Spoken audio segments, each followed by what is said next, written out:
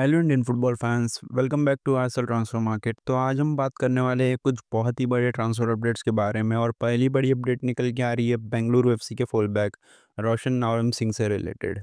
तो जैसे कि मैंने आप सभी को प्रीवियसली भी बताया था कि नवरम रोशन सिंह के साथ Bengaluru FC next season continue नहीं करेगी। उनको बेंगलुरु एफसी ने ट्रांसफर मार्केट में अवेलेबल कर दिया है, क्योंकि रोशन नवरम सिंह का कॉन्ट्रैक्ट नेक्स्ट सीज़न ख़त्म होने वाला है और वो करंटली बेंगलुरु एफसी के साथ कॉन्ट्रैक्ट एक्सटेंशन साइन नहीं करना चाहते हैं, क्योंकि बेंगलुरु एफसी उनके डिमांड्स को मीट अप नहीं कर पा रही है। और करंटली सुनने में आ रहा है कि रोशन सिंह की सैलरी डिमांड अराउंड 3 करोड़ है। और इसलिए शायद बेंगलुरु एफसी आने वाले समर ट्रांसफ़र विंडो में रोशन सिंह को रिलीज़ करना चाहती है।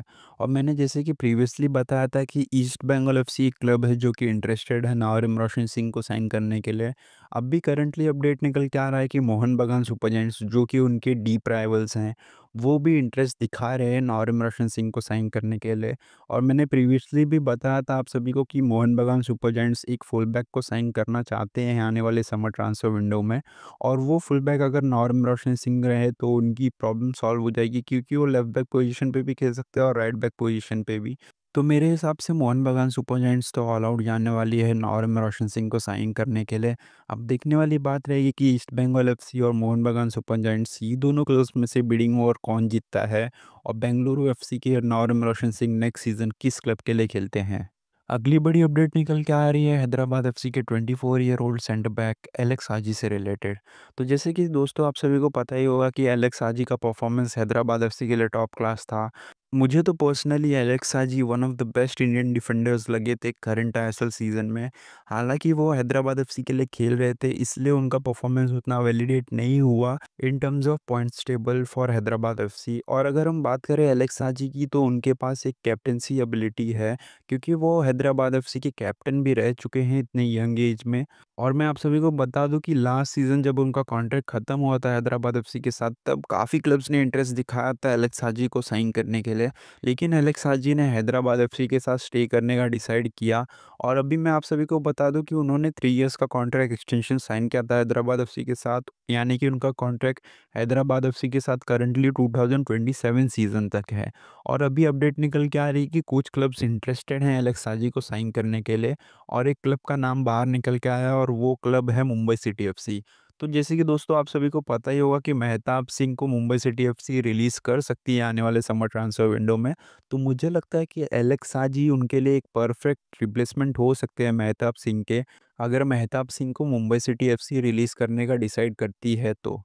अगली बड़ी अपडेट निकल के आ रही है पंजाब एफसी के फुल बैक अभिषेक तक्षम सिंह से रिलेटेड। तो आप सभी को पता ही होगा कि अभिषेक तक्षम सिंह का परफॉर्मेंस काफ़ी अच्छा रहा है पंजाब एफसी के लिए, और अभी उन्हें इंडियन नेशनल टीम के लिए डेब्यू भी मिल चुका है। और मैं आप सभी को बता दूं कि दो काफ़ी बड़ी क्लब्स इंटरेस्टेड हैं अभिषेक तक्षम सिंह को साइन करने के लिए, और वो दो क्लब्स है ईस्ट बंगाल एफसी और केरला ब्लास्टर्स एफसी। करंटली ये 2 क्लब्स का नाम बाहर निकल के आया है, हालाँकि और भी क्लब्स होंगे इंटरेस्टेड उनको साइन करने के लिए, नो डाउट, क्योंकि उनका परफॉर्मेंस ही इतना अच्छा रहा है। और मैं आप सभी को बता दूँ कि पंजाब एफसी ने उनको अवेलेबल कर दिया है ट्रांसफर मार्केट में, लेकिन सिर्फ़ एक पर्टिकुलर ट्रांसफर अमाउंट पे ही वो उन्हें रिलीज़ करेंगे। उससे नीचे वो रिलीज़ करने वाले हैं नहीं अभिषेक तक्षम सिंह को, क्योंकि अभिषेक तक्षम सिंह का कॉन्ट्रैक्ट नेक्स्ट सीज़न ख़त्म होने वाला है पंजाब एफसी के साथ।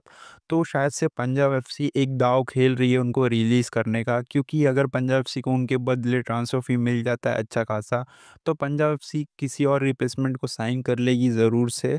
मुझे ऐसा फ़ील होता है, क्योंकि पंजाब एफसी की मैनेजमेंट काफ़ी टॉप नॉच है in terms of maintaining financial conditions of the club. तो अब देखने वाली बात रहेगी कि अभिषेक तक्षम सिंह नेक्स्ट सीज़न किस क्लब के लिए खेलते हैं। अगली बहुत ही बड़ी अपडेट निकल के आ रही है मोहन बगान सुपर जायंट्स के ऑस्ट्रेलियन फॉरवर्ड जेसन कमिंग्स से रिलेटेड। तो जैसे कि दोस्तों आप सभी को पता ही होगा कि कुछ दिन पहले रूमर निकल के आई थी कि स्कॉटलैंड की सेकंड टायर क्लब यानी कि डम्फरलाइन एथलेटिक एफसी, उन्होंने इंटरेस्ट दिखाया था जेसन कमिंग्स को साइन करने के लिए। और ये न्यूज़ बाहर आई थी एक फॉरेन पोर्टल के थ्रू। अब भी करंटली एक मोहन बगान सुपर जायंट्स की एक क्लोज सोर्स से मुझे पता चल रहा है कि स्कॉटलैंड के किसी भी क्लब के तरफ से मोहन बगान सुपर जायंट्स के पास ऑफर नहीं आया है जेसन कमिंग्स के लिए, और ना ही कोई स्कॉटिश क्लब इंटरेस्टेड है जेसन कमिंग्स को साइन करने के लिए। अगली अपडेट निकल के आ रही है केरला ब्लास्टर्स के 17 year old Indian forward Korou Singh से रिलेटेड। तो जैसे कि आप सभी को पता ही होगा कि कोरोव सिंह का परफॉर्मेंस केरला ब्लास्टर्स के लिए करंट सीज़न काफ़ी अच्छा रहा है और अब भी बहुत ही बड़ी अपडेट निकल के आ रही है इंडियन सुपर लीग और इंडियन फुटबॉल फैंस और ख़ास करके केरला ब्लास्टर्स फैंस के लिए कि डेनमार्क की टॉप टायर क्लब ब्रॉन्डबा एफसी इन्होंने इंटरेस्ट दिखाया है कोरोव सिंह के अंदर और वो करंटली ऐसा सुनने में आ रहा है कि वो नज़र रख रहे हैं कोरोव सिंह के परफॉर्मेंस के ऊपर और उन्हें ट्रैक कर रहे हैं और इनके इंडियन सुपर लीग के परफॉर्मेंस को वो बहुत ही क्लोजली ट्रैक कर रहे हैं, ऐसा सुनने में आ रहा है। तो बाय एनी चांस अगर कोरोव सिंह डेनमार्क के टॉप टायर क्लब को जॉइन करते हैं, तो मुझे तो लगता है कि पर्सनली ये काफ़ी बड़ी अचीवमेंट होगी किसी भी इंडियन प्लेयर के लिए। तो अब देखने वाली बात रहेगी कि कोरोव सिंह वो क्लब को जॉइन करते हैं या फिर नहीं। लेकिन सिर्फ इंटरेस्ट आना भी काफ़ी बड़ी बात है, लेकिन सबसे बड़ी बात यही होगी कि अगर वो क्लब को जॉइन कर पाते हैं या फिर नहीं। क्योंकि डेनमार्क की जो कि टॉप टायर क्लब है ब्रॉन्डबा एफसी, इनकी अगर ट्रांसफर मार्केट वैल्यू देखें तो वो अराउंड 446 करोड़ है, जो कि पूरे इंडियन सुपर लीग के ट्रांसफर मार्केट वैल्यू से भी ज़्यादा है।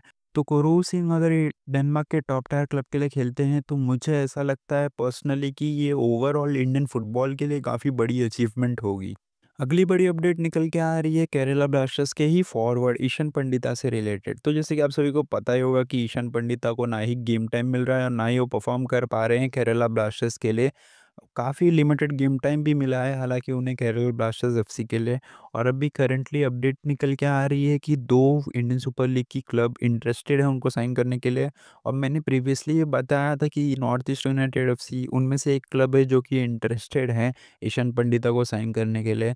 और अभी करंटली सुनने में आ रहा है कि नॉर्थ ईस्ट यूनाइटेड एफसी के साथ-साथ एफसी गोवा ने भी इंटरेस्ट दिखाया है, जो कि उनकी पुरानी क्लब है। एफसी गोवा भी अब रेस में शामिल हो चुकी है ईशान पंडिता को साइन करने के लिए। अब देखने वाली बात रहेगी कि ईशान पंडिता नेक्स्ट सीज़न किस क्लब के लिए खेलते हैं। अगली बहुत ही बड़ी अपडेट निकल के आ रही है ईस्ट बंगाल एफसी फैंस के लिए और ये अपडेट है फॉरेन प्लेयर्स से रिलेटेड। तो अभी करंटली सुनने में आ रहा है कि ईस्ट बंगाल एफसी ने इंटरेस्ट दिखाया है 30 year old Cameroonian centre back Gaby Kiki को साइन करने के लिए। हालांकि ये अपडेट एक र्यूमर अपडेट है, किसी भी रिलायबल सोर्स ने अभी तक इसे कंफर्म नहीं किया है। गैबी कीकी करंटली कजाकिस्तान के टॉप टायर क्लब के लिए खेल रहे हैं और उनको उतना ज़्यादा रेगुलर गेम टाइम भी नहीं मिल रहा है वहाँ पर। और उनका कॉन्ट्रैक्ट मैं आप सभी को बता दूं कि दिसंबर 2025 एंड में ख़त्म होगा उनके क्लब के साथ। और अगर अभी करंटली ईस्ट बंगाल एफसी उन्हें समर ट्रांसफ़र विंडो में साइन करेगी, तो मुझे ऐसा पर्सनली फील हो रहा है कि ट्रांसफ़र फ़ी देना पड़ेगा उनको। हालाँकि मुझे ऐसा पर्सनली लग रहा है कि ईस्ट बंगाल एफसी को उतना ज़्यादा ट्रांसफ़र फ़ी देना नहीं पड़ेगा गैवी कीकी को साइन करने के लिए, क्योंकि वो रेगुलर स्टार्टर है नहीं क्लब के लिए। ट्रांसफ़र फ़ी तो लगेगी लेकिन उतनी ज़्यादा नहीं। लेकिन अभी देखते हैं कि ये बात में और ये सोर्स में कितना ज़्यादा दम है। क्योंकि ये न्यूज़ को करंटली किसी भी रिलायबल सोर्स ने कंफर्म नहीं किया है। अब देखने वाली बात रहेगी कि Gaby Kiki next season east Bengal FC को जॉइन करते हैं या फिर नहीं। और अगर ईस्ट बंगाल एफसी इन्हें साइन कर पाती है, तो मुझे तो लगता है कि काफ़ी डिसेंट साइनिंग होगी ईस्ट बंगाल एफसी के लिए। उनके करंटली फॉरेन जो डिफेंडर हैं उनका परफॉर्मेंस भी इतना अच्छा रहा नहीं है ईस्ट बंगाल एफसी के लिए, जो कि हैं इजाज़ी महर। तो ईस्ट बंगाल एफसी तो ज़रूर से उनको रिप्लेस करना चाहेगी और गैबी कीकी अगर उनके रिप्लेसमेंट रहते हैं, तो मुझे तो पर्सनली ये काफ़ी अच्छी रिप्लेसमेंट लगती है।